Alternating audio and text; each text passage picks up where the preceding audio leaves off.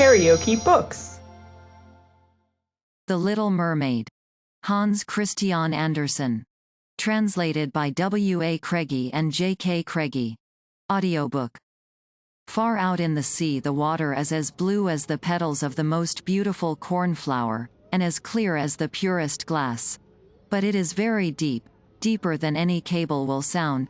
Many steeples must be placed one above the other to reach from the bottom to the surface of the water. And down there live the sea people. Now, you must not believe there is nothing down there but the bare sand. No, the strangest trees and plants grow there, so pliable in their stalks and leaves that at the least motion of the water they move just as if they had life. All fishes, great and small, glide among the twigs, just as here the birds do in the trees. In the deepest spot of all lies the Sea King's castle. The walls are of coral, and the tall pointed windows of the clearest amber. Mussel shells form the roof, and they open and shut according as the water flows.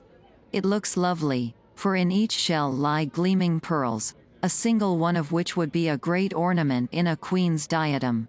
The Sea King below there had been a widower for many years, while his old mother kept house for him. She was a clever woman, but proud of her rank, so she wore 12 oysters on her tail, while the other great people were only allowed to wear 6. Beyond this she was deserving of great praise, especially because she was very fond of her granddaughters, the little sea princesses. These were 6 pretty children, but the youngest was the most beautiful of all. Her skin was as clear and as fine as a rose leaf. Her eyes were as blue as the deepest sea, but, like all the rest, she had no feet, for her body ended in a fish tail. All day long they could play in the castle, down in the halls, where living flowers grew out of the walls. The great amber windows were opened, and then the fishes swam into them, just as the swallows fly into us when we open our windows. But the fishes swam straight up to the princesses, ate out of their hands, and let themselves be stroked. Outside the castle was a great garden with bright red and dark blue flowers. The fruit glowed like gold, and the flowers like flames of fire, and they continually kept moving their stalks and leaves. The earth itself was the finest sand, but blue as the flame of brimstone. A peculiar blue radiance lay upon everything down there. One would have thought oneself high in the air, with the canopy of heaven above and around, rather than at the bottom of the deep sea. During a calm the sun could be seen. It appeared like a purple flower, from which all light streamed out. Each of the little princesses had her own little place in the garden, where she might dig and plant at her good pleasure. One gave her flower bed the form of a whale. Another thought it better to make hers like a little mermaid. But the youngest made hers quite round, like the sun, and had only flowers which gleamed red as the sun itself. She was a strange child, quiet and thoughtful, and when the other sisters made a display of the beautiful things they had received out of wrecked ships, she would have nothing beyond the red flowers which resembled the sun, except a pretty marble statue. This was a figure of a charming boy, hewn out of white clear stone, which had sunk down to the bottom of the sea from a wreck. She planted a pink weeping willow beside this statue. The tree grew famously, and hung its fresh branches over the statue towards the blue sandy ground, where the shadow showed violet, and moved like the branches themselves. It seemed as if the ends of the branches and the roots were playing together and wished to kiss each other. There was no greater pleasure for her than to hear of the world of men above them. The old grandmother had to tell all she knew of ships and towns, of men and animals. It seemed particularly beautiful to her that up on the earth the flowers shed fragrance, for they had none down at the bottom of the sea, and that the trees were green, and that the fishes which one saw there among the trees could sing so loud and clear that it was a pleasure to hear them. What the grandmother called fishes were the little birds. Otherwise they could not have understood her, for they had never seen a bird. "When you have completed your 15th year," said the grandmother, "you shall have leave to rise up out of the sea, to sit on the rocks in the moonlight, and to see the great ships sailing by. Then you will see forests and towns." In the next year one of the sisters was 15 years of age, but each of the others was 1 year younger than the next. so that the youngest had full 5 years to wait before she could come up from the bottom of the sea, and find out how our world looked. But one promised to tell the others what she had seen and what she had thought the most beautiful on the first day of her visit. For their grandmother could not tell them enough. There was so much about which they wanted information. No one was more anxious about these things than the youngest. Just that one who had the longest time to wait, and who was always quiet and thoughtful. Many a night she stood by the open window, and looked up through the dark blue water at the fishes splashing with their fins and tails. Moon and stars she could see. They certainly shone quite faintly, but through the water they looked much larger than they appear in our eyes. When something like a black cloud passed among them, she knew that it was either a whale swimming over her head, or a ship with many people. They certainly did not think that a pretty little sea maid was standing down below stretching up her white hands towards the keel of their ship.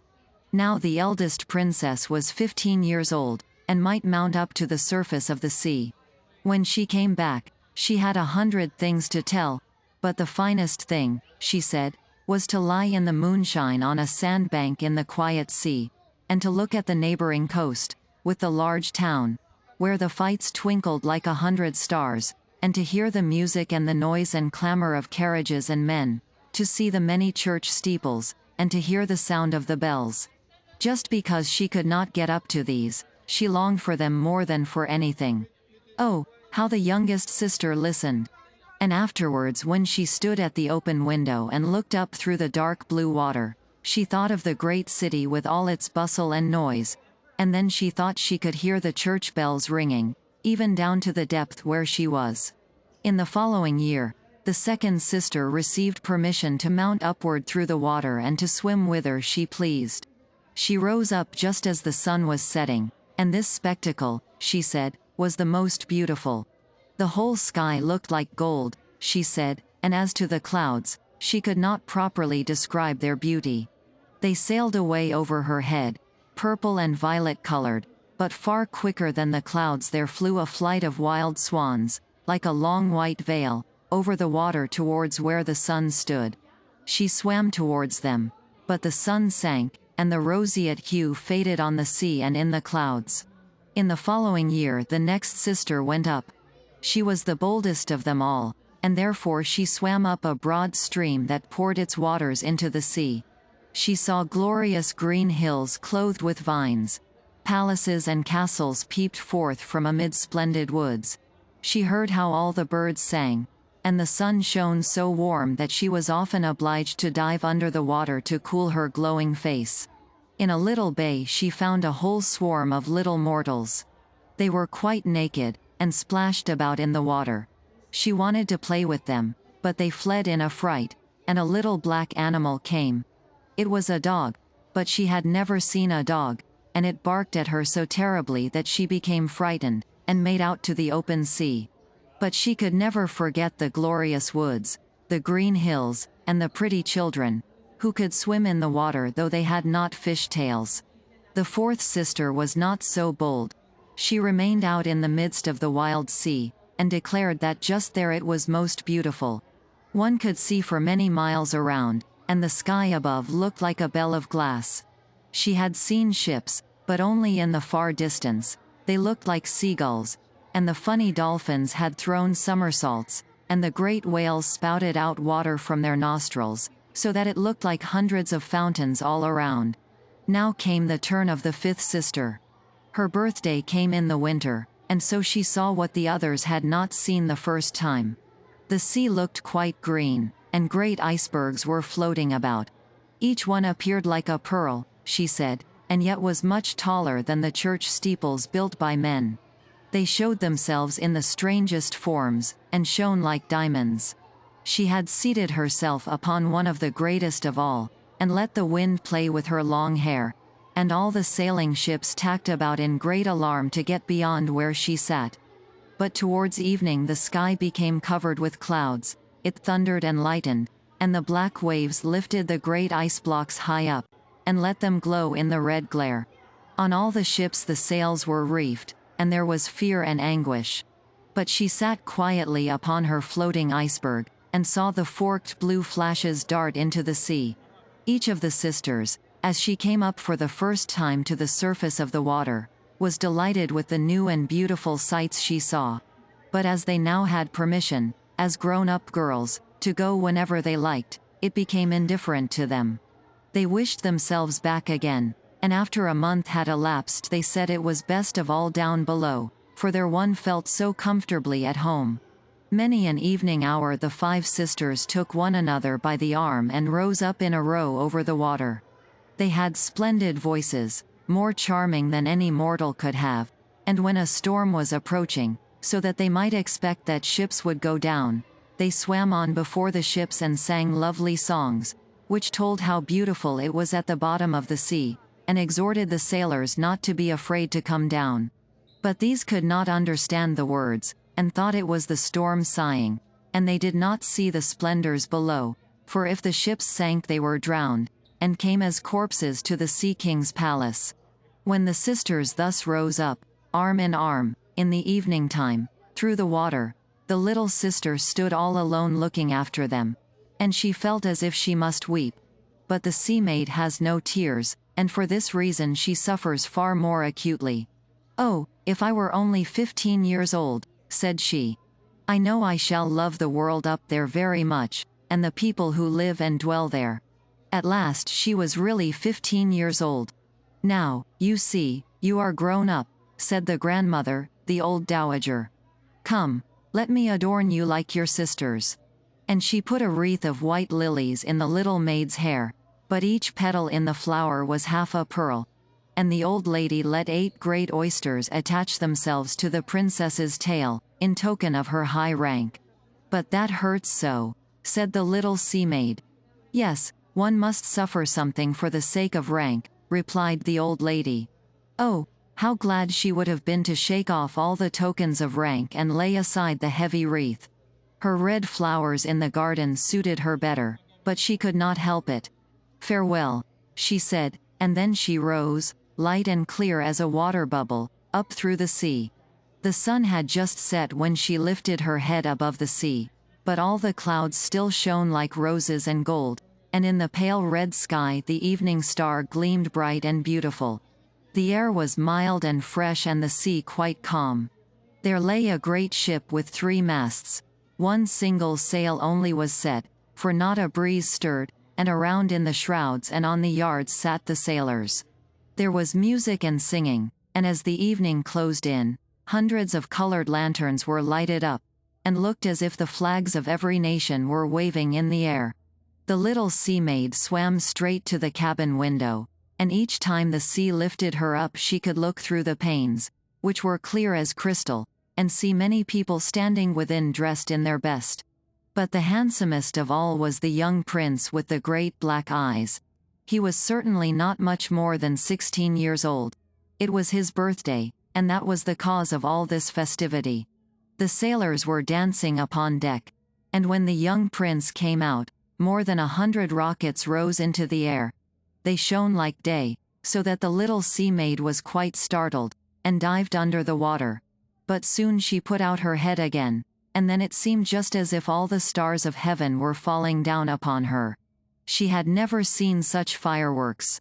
Great suns whirled around, glorious fiery fishes flew up into the blue air, and everything was mirrored in the clear blue sea. The ship itself was so brightly lit up that every separate rope could be seen, and the people therefore appeared the more plainly. Oh, how handsome the young prince was! And he pressed the people's hands and smiled, while the music rang out in the glorious night. It became late, but the little sea maid could not turn her eyes from the ship and from the beautiful prince. The colored lanterns were extinguished, rockets ceased to fly into the air, and no more cannons were fired, but there was a murmuring and a buzzing deep down in the sea, and she sat on the water, swaying up and down, so that she could look into the cabin. But as the ship got more way, one sail after another was spread. And now the waves rose higher, great clouds came up, and in the distance there was lightning. Oh! It was going to be fearful weather, therefore the sailors furled the sails. The great ship flew in swift career over the wild sea. The waters rose up like great black mountains, which wanted to roll over the masts. But like a swan the ship dived into the valleys between these high waves, and then let itself be lifted on high again. To the little sea maid this seemed merry sport, but to the sailors it appeared very differently. The ship groaned and creaked. The thick planks were bent by the heavy blows. The sea broke into the ship. The mainmast snapped in two like a thin reed, and the ship lay over on her side, while the water rushed into the hold. Now the little sea maid saw that the people were in peril. She herself was obliged to take care to avoid the beams and fragments of the ship which were floating about on the waters. One moment it was so pitch dark that not a single object could be descried, but when it lightened it became so bright that she could distinguish everyone on board. Everyone was doing the best he could for himself. She looked particularly for the young prince, and when the ship parted she saw him sink into the sea. At first she was very glad, for now he would come down to her. But then she remembered that people could not live in the water, and that when he got down to her father's palace he would certainly be dead. No, he must not die. So she swam about among the beams and planks that strewed the surface, quite forgetting that one of them might have crushed her. Diving down deep under the water, she again rose high up among the waves, and in this way she at last came to the prince, who could scarcely swim longer in that stormy sea. His arms and legs began to fail him, his beautiful eyes closed, and he would have died had the little sea maid not come. She held his head up over the water, and then allowed the waves to carry her and him whither they listed. When the morning came the storm had passed by. Of the ship not a fragment was to be seen. The sun came up red and shining out of the water. It was as if its beams brought back the hue of life to the cheeks of the prince, but his eyes remained closed. The sea maid kissed his high fair forehead and put back his wet hair, and he seemed to her to be like the marble statue in her little garden. She kissed him again and hoped that he might live. Now she saw in front of her the dry land, high blue mountains, on whose summits the white snow gleamed as if swans were lying there. Down on the coast were glorious green forests, and a building, she could not tell whether it was a church or a convent, stood there. In its garden grew orange and citron trees, and high palms waved in front of the gate. The sea formed a little bay there. It was quite calm, but very deep. Straight towards the rock where the fine white sand had been cast up, she swam with the handsome prince, and laid him upon the sand, taking especial care that his head was raised in the warm sunshine. Now all the bells rang in the great white building, and many young girls came walking through the garden. Then the little sea maid swam farther out between some high stones that stood up out of the water, laid some sea foam upon her hair and neck, so that no one could see her little face, and then she watched to see who would come to the poor prince. In a short time a young girl went that way. She seemed to be much startled, but only for a moment. Then she brought more people, and the sea maid perceived that the prince came back to life and that he smiled at all around him. But he did not cast a smile at her. He did not know that she had saved him. And she felt very sorrowful. And when he was taken away into the great building, she dived mournfully under the water and returned to her father's palace. She had always been gentle and melancholy, but now she became much more so. Her sisters asked her what she had seen the first time she rose up to the surface, but she would tell them nothing. Many an evening and many a morning she went up to the place where she had left the prince. She saw how the fruits of the garden grew ripe and were gathered. She saw how the snow melted on the high mountain. But she did not see the prince, and so she always returned home more sorrowful still. Then her only comfort was to sit in her little garden, and to wind her arms round the beautiful marble statue that resembled the prince. But she did not tend her flowers. They grew as if in a wilderness over the paths, and trailed their long leaves and stalks up into the branches of trees, so that it became quite dark there. At last she could endure it no longer, and told all to one of her sisters, and then the others heard of it too. But nobody knew of it beyond these and a few other sea maids, who told the secret to their intimate friends. One of these knew who the prince was. She too had seen the festival on board the ship, and she announced whence he came and where his kingdom lay. "Come, little sister," said the other princesses, and, linking their arms together, they rose up in a long row out of the sea. At the place where they knew the prince's palace stood. This palace was built of a kind of bright yellow stone, with great marble staircases, one of which led directly down into the sea. Over the roof rose splendid gilt cupolas, and between the pillars which surrounded the whole dwelling stood marble statues which looked as if they were alive. Through the clear glass in the high windows one looked into the glorious halls, where costly silk hangings and tapestries were hung up, and all the walls were decked with splendid pictures, so that it was a perfect delight to see them. In the midst of the greatest of these halls a great fountain plashed. Its jets shot high up towards the glass dome in the ceiling, through which the sun shone down upon the water and upon the lovely plants growing in the great basin. Now she knew where he lived, and many an evening and many a night she spent there on the water. She swam far closer to the land than any of the others would have dared to venture. Indeed, she went quite up the narrow channel under the splendid marble balcony, which threw a broad shadow upon the water. Here she sat and watched the young prince, who thought himself quite alone in the bright moonlight.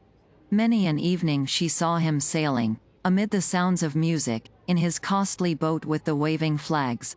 She peeped up through the green reeds, and when the wind caught her silver-white veil, and anyone saw it, they thought it was a white swan spreading out its wings. Many a night when the fishermen were on the sea with their torches, she heard much good told of the young prince, and she rejoiced that she had saved his life when he was driven about, half dead, on the wild billows. She thought how quietly his head had reclined on her bosom, and how heartily she had kissed him, but he knew nothing of it, and could not even dream of her. More and more she began to love mankind, and more she wished to be able to wander about among those whose world seemed far larger than her own. For they could fly over the sea in ships, and mount up the high hills far above the clouds, and the lands they possessed stretched out in woods and fields farther than her eyes could reach. There was much she wished to know, but her sisters could not answer all her questions. Therefore she applied to the old grandmother, and the old lady knew the upper world, which she rightly called, the countries above the sea, very well. "If people are not drowned," asked the little sea maid, "can they live forever? Do they not die as we die down here in the sea?" "Yes," replied the old lady. "They too must die, and their life is even shorter than ours.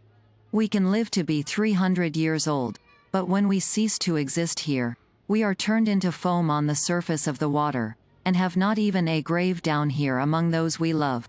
We have not an immortal soul, we never receive another life. We are like the green seaweed, which when once cut through can never bloom again. Men, on the contrary, have a soul which lives forever, which lives on after the body has become dust. It mounts up through the clear air, up to all the shining stars.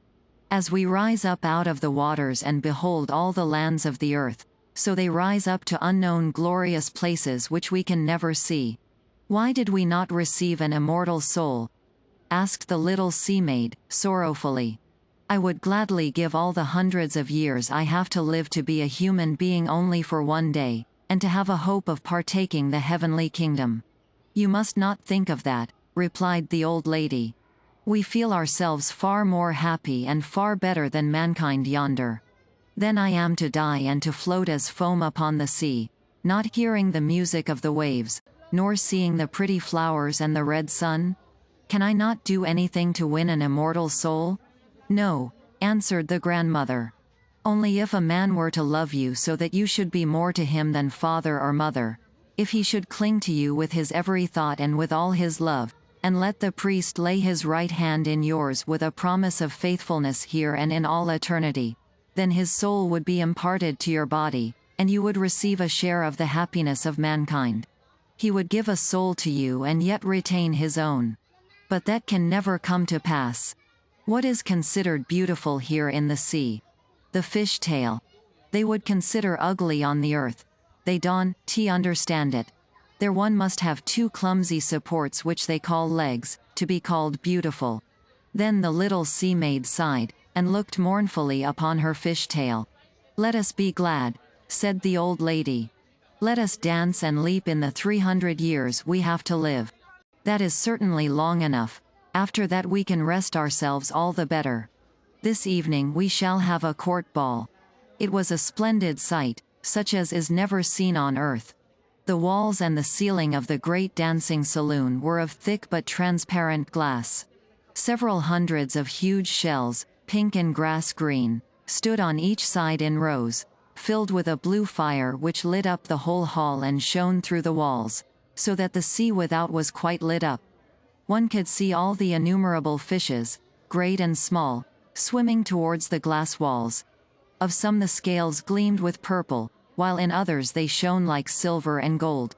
Through the midst of the hall flowed a broad stream, and on this the seamen and seawomen danced to their own charming songs. Such beautiful voices the people of the earth have not. The little sea maid sang the most sweetly of all. And the whole court applauded her. And for a moment she felt gay in her heart, for she knew she had the loveliest voice of all in the sea or on the earth. But soon she thought again of the world above her. She could not forget the charming prince, or her sorrow at not having an immortal soul like his. Therefore she crept out of her father's palace, and while everything within was joy and gladness, she sat melancholy in her little garden. Then she heard the bugle horn sounding through the waters, and thought, "Now he is certainly sailing above, he whom I love more than father or mother. He on whom my wishes hang, and in whose hand I should like to lay my life's happiness. I will dare everything to win him and an immortal soul. While my sisters dance yonder in my father's palace, I will go to the sea witch of whom I have always been so much afraid. Perhaps she can counsel and help me." Now the little sea maid went out of her garden to the foaming whirlpools behind which the sorceress dwelt. She had never traveled that way before. No flowers grew there, no seagrass. Only the bare gray sand stretched out towards the whirlpools, where the water rushed round like roaring mill wheels and tore down everything it seized into the deep. Through the midst of these rushing whirlpools she was obliged to pass to get into the domain of the witch. And for a long way there was no other road except one which led over warm bubbling mud. This the witch called her peat moss. Behind it lay her house in the midst of a singular forest, in which all the trees and bushes were polypes, half animals, half plants. They looked like 100-headed snakes growing up out of the earth. All the branches were long slimy arms, with fingers like supple snakes, and they moved joint by joint from the root to the farthest point. All that they could seize on in the water they held fast and never again let it go. The little sea maid stopped in front of them quite frightened. Her heart beat with fear, and she was nearly turning back. But then she thought of the prince and the human soul, and her courage came back again. She bound her long flying hair closely around her head, so that the polypes might not seize it. She put her hands together on her breast, and then shot forward as a fish shoots through the water, among the ugly polypes, which stretched out their supple arms and fingers after her. She saw that each of them held something it had seized with hundreds of little arms, like strong iron bands. People who had perished at sea and had sunk deep down, looked forth as white skeletons from among the polypes' arms. Ships' rudders and chests they also held fast, and skeletons of land animals, and a little mermaid whom they had caught and strangled. And this seemed the most terrible of all to our little princess. Now she came to a great marshy place in the wood, where fat water snakes rolled about, showing their ugly cream-colored bodies. In the midst of this marsh was a house built of white bones of shipwrecked men. There sat the sea witch feeding a toad out of her mouth, just as a person might feed a little canary bird with sugar. She called the ugly fat water snakes her little chickens, and allowed them to crawl upwards and all about her. "I know what you want," said the sea witch. "It is stupid of you, but you shall have your way, for it will bring you to grief, my pretty princess. You want to get rid of your fish tail, and to have two supports instead of it, like those the people of the earth walk with, so that the young prince may fall in love with you. And you may get him and an immortal soul." And with this the witch laughed loudly and disagreeably, so that the toad and the water snakes tumbled down to the ground, where they crawled about. "You come just in time," said the witch. "After tomorrow at sunrise I could not help you until another year had gone by. I will prepare a draught for you, with which you must swim to land tomorrow before the sun rises, and seat yourself there and drink it. Then your tail will part in two and shrink in and become what the people of the earth call beautiful legs, but it will hurt you. It will seem as if you were cut with a sharp sword. All who see you will declare you to be the prettiest human being they ever beheld. You will keep your graceful walk.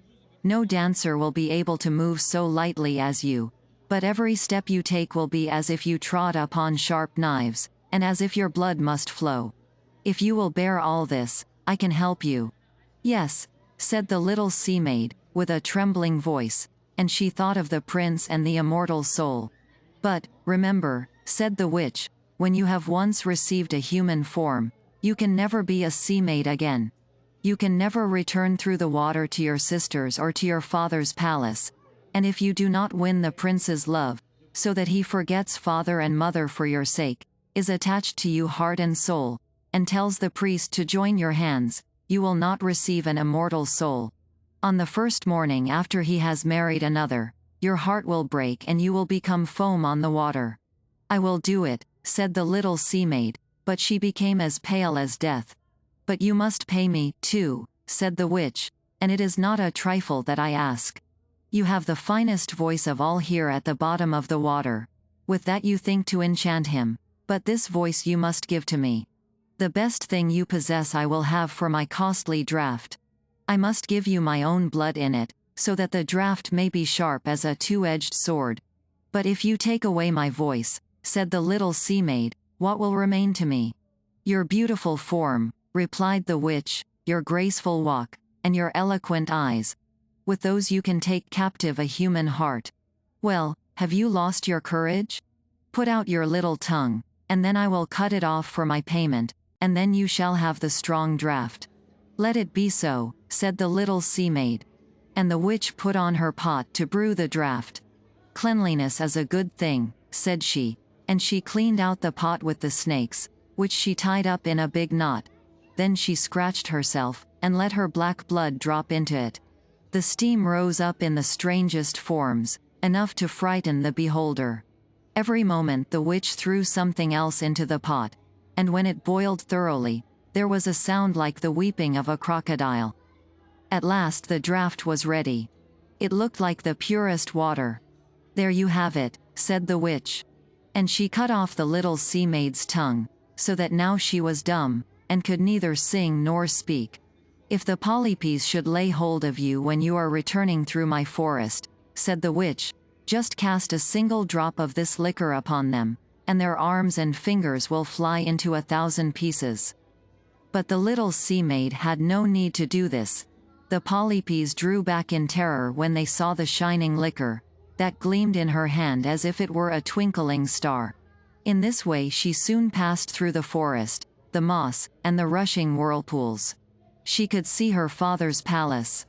The torches were extinguished in the great dancing hall, and they were certainly sleeping within, but she did not dare to go to them, now that she was dumb and was about to quit them forever. She felt as if her heart would burst with sorrow. She crept into the garden, took a flower from each of her sister's flower beds, blew 1,000 kisses towards the palace, and rose up through the dark blue sea. The sun had not yet risen when she beheld the prince's castle and mounted the splendid marble staircase. The moon shone beautifully clear. The little sea maid drank the burning sharp draught, and it seemed as if a two-edged sword went through her delicate body. She fell down in a swoon, and lay as if she were dead.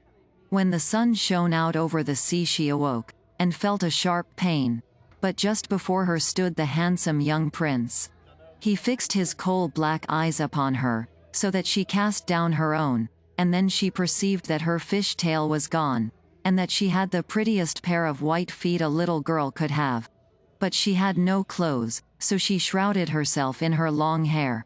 The prince asked who she was and how she had come there, and she looked at him mildly, but very mournfully, with her dark blue eyes, for she could not speak. Then he took her by the hand, and led her into the castle. Each step she took was, as the witch had told her, as if she had been treading on pointed needles and sharp knives, but she bore it gladly. At the prince's right hand she moved on, light as a soap bubble, and he, like all the rest, was astonished at her graceful swaying movements. She now received splendid clothes of silk and muslin. In the castle she was the most beautiful of all, but she was dumb, and could neither sing nor speak.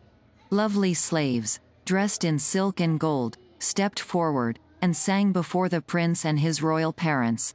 One sang more charmingly than all the rest, and the prince smiled at her and clapped his hands. Then the little sea maid became sad. She knew that she herself had sung far more sweetly, and thought, "Oh, if only he could know that I have given away my voice forever to be with him." Now the slaves danced pretty waving dances to the loveliest music. Then the little sea maid lifted her beautiful white arms, stood on the tips of her toes, and glided dancing over the floor as no one had yet danced. At each movement her beauty became more apparent, and her eyes spoke more directly to the heart than the songs of the slaves.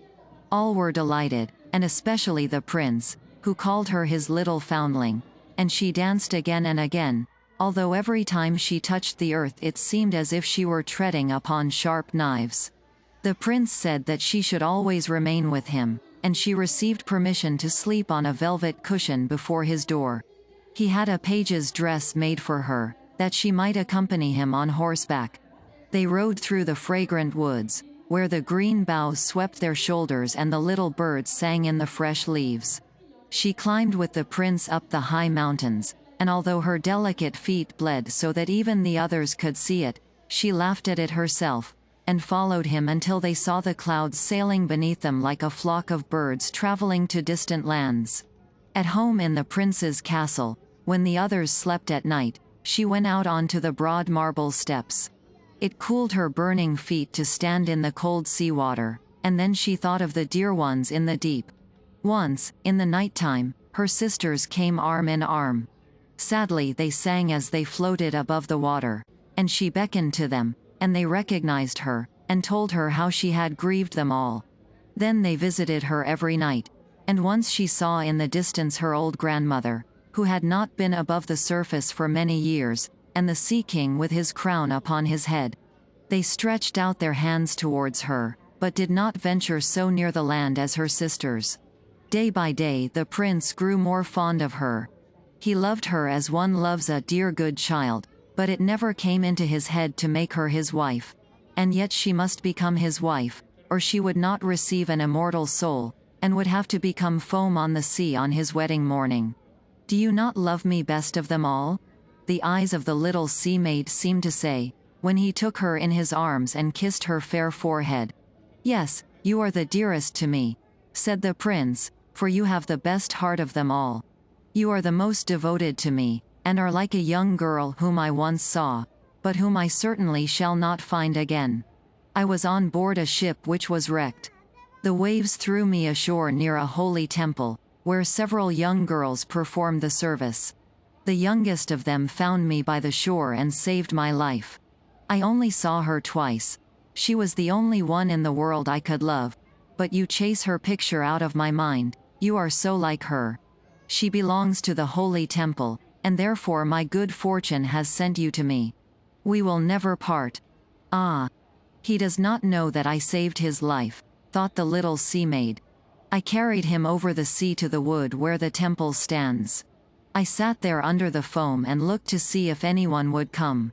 I saw the beautiful girl whom he loves better than me." And the sea maid sighed deeply. She could not weep. "The maiden belongs to the holy temple," he has said, "and will never come out into the world. They will meet no more. I am with him and see him every day. I will cherish him, love him, give up my life for him." But now they said that the prince was to marry, and that the beautiful daughter of a neighboring king was to be his wife, and that was why such a beautiful ship was being prepared. The story was, that the prince traveled to visit the land of the neighboring king, but it was done that he might see the king's daughter. A great company was to go with him. The little sea-maid shook her head and smiled. She knew the prince's thoughts far better than any of the others. "I must travel," he had said to her. "I must see the beautiful princess. My parents desire it, but they do not wish to compel me to bring her home as my bride. I cannot love her. She is not like the beautiful maiden in the temple, whom you resemble. If I were to choose a bride, I would rather choose you, my dear dumb foundling with the speaking eyes." And he kissed her red lips and played with her long hair, so that she dreamed of happiness and of an immortal soul. "You are not afraid of the sea, my dumb child," said he, when they stood on the superb ship which was to carry him to the country of the neighboring king. And he told her of storm and calm, of strange fishes in the deep, and of what the divers had seen there. And she smiled at his tales, for she knew better than anyone what there was at the bottom of the sea. In the moonlight night, when all were asleep, except the steersman who stood by the helm, she sat on the side of the ship gazing down through the clear water. She fancied she saw her father's palace. High on the battlements stood her old grandmother, with the silver crown on her head, and looking through the rushing tide up to the vessel's keel. Then her sisters came forth over the water, and looked mournfully at her and wrung their white hands. She beckoned to them, smiled, and wished to tell them that she was well and happy. But the cabin boy approached her, and her sisters dived down, so that he thought the white objects he had seen were foam on the surface of the water. The next morning the ship sailed into the harbor of the neighboring king's splendid city. All the church bells sounded, and from the high towers the trumpets were blown, while the soldiers stood there with flying colors and flashing bayonets. Each day brought some festivity with it. Balls and entertainments followed one another, but the princess was not yet there. People said she was being educated in a holy temple far away, where she was learning every royal virtue. At last she arrived. The little sea-maid was anxious to see the beauty of the princess, and was obliged to acknowledge it. A more lovely apparition she had never beheld. The princess's skin was pure and clear, and behind the long dark eyelashes there smiled a pair of faithful dark blue eyes. "You are the lady who saved me when I lay like a corpse upon the shore," said the prince, and he folded his blushing bride to his heart. "Oh, I am too happy," he cried to the little sea-maid. "The best hope I could have is fulfilled. You will rejoice at my happiness, for you are the most devoted to me of them all." And the little sea-maid kissed his hand, and it seemed already to her as if her heart was broken, for his wedding morning was to bring death to her, and change her into foam on the sea. All the church bells were ringing, and heralds rode about the streets announcing the betrothal. On every altar fragrant oil was burning in gorgeous lamps of silver. The priests swung their censers, and bridegroom laid hand in hand, and received the bishop's blessing. The little sea-maid was dressed in cloth of gold, and held up the bride's train. But her ears heard nothing of the festive music, her eye marked not the holy ceremony. She thought of the night of her death, and of all that she had lost in this world. On the same evening the bride and bridegroom went on board the ship. The cannon roared, all the flags waved. In the midst of the ship a costly tent of gold and purple, with the most beautiful cushions, had been set up, and there the married pair were to sleep in the cool still night. The sails swelled in the wind and the ship glided smoothly and lightly over the clear sea. When it grew dark, colored lamps were lighted and the sailors danced merry dances on deck. The little sea-maid thought of the first time when she had risen up out of the sea, and beheld a similar scene of splendor and joy, and she joined in the whirling dance, and flitted on as the swallow flits away when he is pursued, and all shouted and admired her, for she had danced so prettily. Her delicate feet were cut as if with knives, but she did not feel it, for her heart was wounded far more painfully. She knew this was the last evening on which she should see him for whom she had left her friends and her home, and had given up her beautiful voice, and had suffered unheard of pains every day, while he was utterly unconscious of all.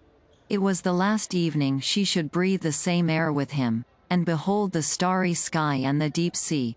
and everlasting night without thought or dream awaited her, for she had no soul, and could win none.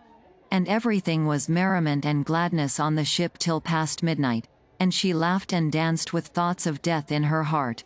The prince kissed his beautiful bride, and she played with his raven hair, and hand in hand they went to rest in the splendid tent. It became quiet on the ship. Only the helmsman stood by the helm, and the little sea-maid leaned her white arms upon the bulwark and gazed out towards the east for the morning dawn. The first ray, she knew, would kill her. Then she saw her sisters rising out of the flood. They were pale, like herself. Their long beautiful hair no longer waved in the wind, it had been cut off. "We have given it to the witch, that she might bring you help, so that you may not die tonight. She has given us a knife. Here it is, look. How sharp. Before the sun rises you must thrust it into the heart of the prince, and when the warm blood falls upon your feet they will grow together again into a fishtail, and you will become a sea-maid again, and come back to us, and live your 300 years before you become dead salt sea foam. Make haste. He or you must die before the sun rises. Our old grandmother mourns so that her white hair has fallen off, as ours did under the witch's scissors. Kill the prince and come back. Make haste. Do you see that red streak in the sky? In a few minutes the sun will rise, and you must die." And they gave a very mournful sigh, and vanished beneath the waves. The little sea-maid drew back the purple curtain from the tent, and saw the beautiful bride lying with her head on the prince's breast, and she bent down and kissed his brow, and gazed up to the sky where the morning red was gleaming brighter and brighter. Then she looked at the sharp knife, and again fixed her eyes upon the prince, who in his sleep murmured his bride's name. She only was in his thoughts, and the knife trembled in the sea-maid's hands. But then she flung it far away into the waves. They gleamed red where it fell, and it seemed as if drops of blood spurted up out of the water. Once more she looked with half-extinguished eyes upon the prince. Then she threw herself from the ship into the sea, and felt her frame dissolving into foam. Now the sun rose up out of the sea. The rays fell mild and warm upon the cold sea foam, and the little sea-maid felt nothing of death. She saw the bright sun, and over her head sailed hundreds of glorious ethereal beings. She could see them through the white sails of the ship and the red clouds of the sky. Their speech was melody, but of such a spiritual kind that no human ear could hear it, just as no earthly eye could see them. Without wings they floated through the air. The little sea-maid found that she had a frame like these, and was rising more and more out of the foam. "Whither am I going?" she asked, and her voice sounded like that of the other beings, so spiritual, that no earthly music could be compared to it. "To the daughters of the air," replied the others.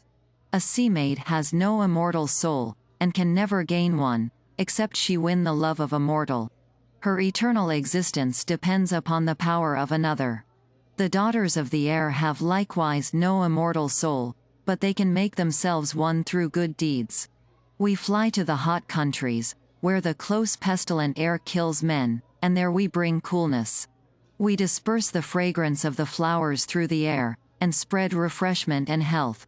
After we have striven for 300 years to accomplish all the good we can bring about, we receive an immortal soul and take part in the eternal happiness of men. You, poor little sea-maid, have striven with your whole heart after the goal we pursue. You have suffered and endured. You have by good works raised yourself to the world of spirits, and can gain an immortal soul after 300 years. And the little sea-maid lifted her bright arms towards God's Son, and for the first time she felt tears. On the ship there was again life and noise. She saw the prince and his bride searching for her. Then they looked mournfully at the pearly foam, as if they knew that she had thrown herself into the waves.